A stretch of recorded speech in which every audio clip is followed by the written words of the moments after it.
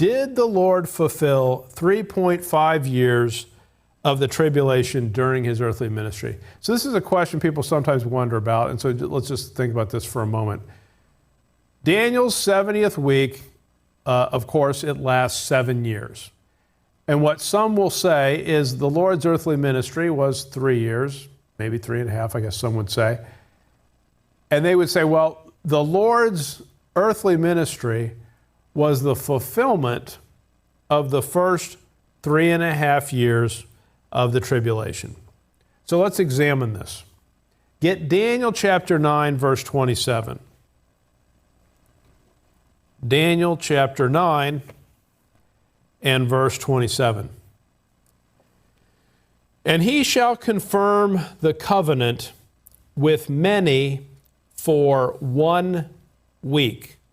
And in the midst of the week, he shall cause the sacrifice and the oblation to cease. And for the overspreading of abominations, he shall make it desolate, even until the consummation, and that determined, shall be poured upon the desolate.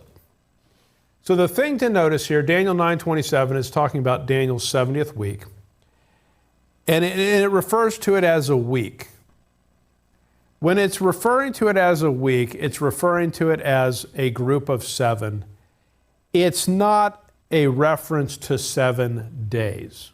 I realize that when we see the word week, we typically think of a group of 7 days. But when you spend the time to look at the cross references, there will be references to 42 months. There will be references to times, time, and half a time. So times is 2, time is 1, half a time is a half. What's 2 plus 1 plus a half? 3.5 years.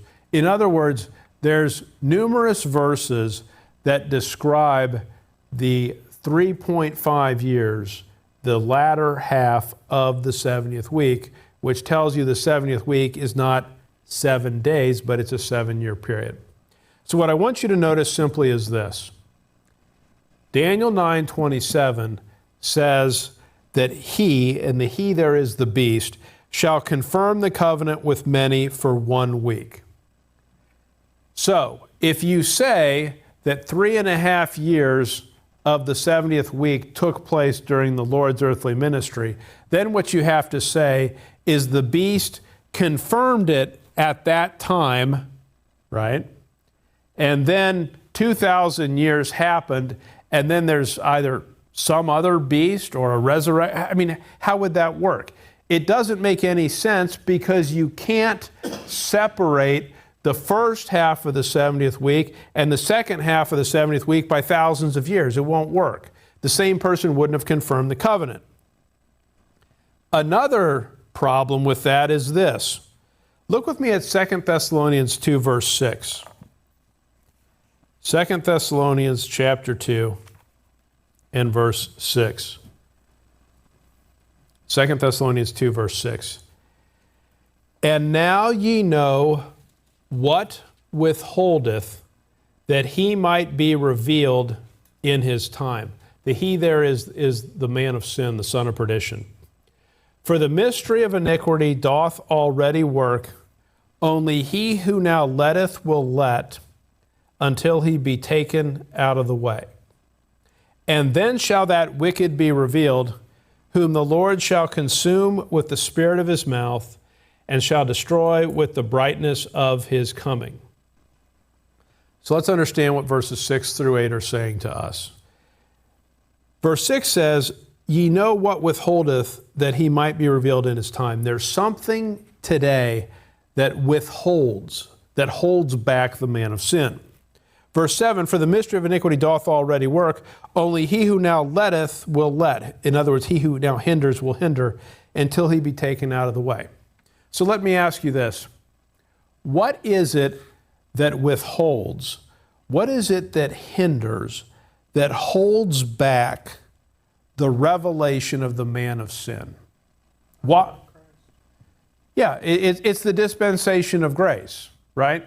So if you think of the beginning of the book of Acts, in Acts chapter 2, Peter says, this is that which was spoken by the prophet Joel. In other words, Peter is speaking by the Holy Ghost on the day of Pentecost and saying, the things that you are witnessing is the fulfillment of the last days spoken by the prophet Joel.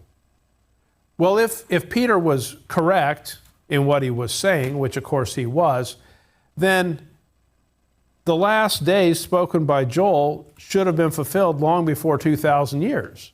If he's saying this is that which was spoken by the prophet Joel. So why wasn't it fulfilled? The reason why Peter's statement about the book of Joel didn't come to fulfillment during the first century is God inserted the dispensation of grace and put the prophetic clock on hold. So it's literally in timeout, and it's not going to resume until after the dispensation of grace ends. That's what verse 6 is referring to. It's the dispensation of grace when it says, ye know what withholdeth. When verse 7 says, only he who now letteth will let until he be taken out of the way. So the prophetic clock is on hold today. Now notice verse 8. And then shall that wicked be revealed. So if you believe verse 8 literally, what has to happen before the wicked is revealed? Well, that withholds, he who lets, has to be taken out of the way. In other words, the dispensation of grace has to end. I'll put it this way. Is the beast, is the man of sin revealed during the dispensation of grace? The answer is no, because prophecy is not fulfilled during the dispensation of grace. If prophecy was fulfilled during the dispensation of grace, then it would have been fulfilled 2,000 years ago. It would have continued fulfillment during the book of Acts, and all of that would have, the second coming would have happened. The mark would have been imposed, all of that. Those things didn't happen because prophecy was put on hold.